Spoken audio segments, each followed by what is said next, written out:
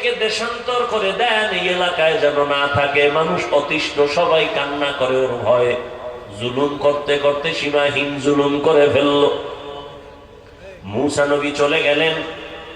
ওই সন্তানের মা বাবা থেকে অনুমতি নিলেন। মা বাবাও এত অতিষ্ঠ, চায়, বলে যান, এই সন্তান আমার দরকার নাই। ও যুবক, কেমন সন্তান হইলি? আজ তোমার চেহারা দিয়ে তাকাইয়া মায়া লাগে না, চেহারায় কোনো উজ্জ্বলতা নাই। মোবাইলে গুনাহ করে করে চেহারাটা নষ্ট করে ফেলেছো। মা বাবার দোয়া নিতে পারো না। কি পরিমাণ মায়ের গালি দিছো মোবাইলের কারণে। মায়ের সাথে বেয়াদবি, বাবার সাথে বেয়াদবি। এই মোবাইলকে কেন্দ্র করে কত ছাত্র শিক্ষকের সাথে বেয়াদবি করেছো।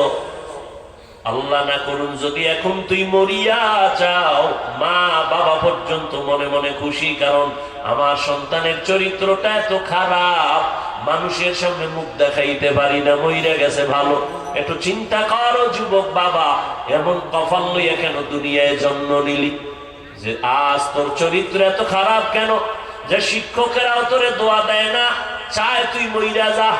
মা বাবায় মনে মনে চায় তোর চরিত্র এত খারাপ, তুই মরে যা। এমন জীবন নিয়ে কেন জন্ম নিলি রে যুবক? অথচ তোর মতো কত যুবক এখন আছে জীবনে মাদ্রাসায় পড়ে না, স্কুল কলেজে পড়িয়াও দাড়িওয়ালা নামাজ পড়ে। সত্য কথার সাক্ষী দেওয়া আসেনি? মনেরে বুঝাও, তুমি কেন পারবা না রে বাবা? তোমার মতো যুবক র‍্যাব, আর্মি, পুলিশ, বিডিআরের চাকরি করে, 5 ওয়াক্ত নামাজ পড়ে, তুমি কেন পারবা না? তোমার মতো যুবক তাকায় দেখো, নদীর মধ্যে মাছ ধরে, নামাজ ছাড়ে না, তুমি কেন পারবা না? তোমার মতো যুবক জমিনে কৃষি কাজ করে, নামাজ ছাড়ে না, বলো তুমি কেন পারবা না? রাস্তায় গাড়ি চালায়, নামাজ ছাড়ে না, তুমি কেন পারবা না?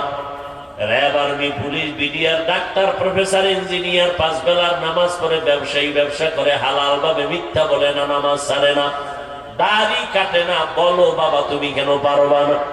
তোমার কপাল বুঝি মন্দ, গুনার কারণে আমার আল্লাহ বেজার হয়ে গেছে। ওই যুবক মূসা নবীর সামনে মা বাবা স্বীকার করলো, তারায় দেন হে নবী। এই যুবকের হাতে পায়ে রশি লাগাইয়া এলাকার থেকে বহু দূর এক এলাকায় লোক দিয়ে তারা ওখানে ফেলে দেওয়া হলো, এলাকায় যেন আর না আসে। ওই এলাকায়ও যখন আবার সেখানে জুলুম শুরু করেছে, ওই এলাকার মানুষ তারে বাইদা হাতে পায়ে রশি লাগায় পাহাড়ের গুহার মধ্যে ফালা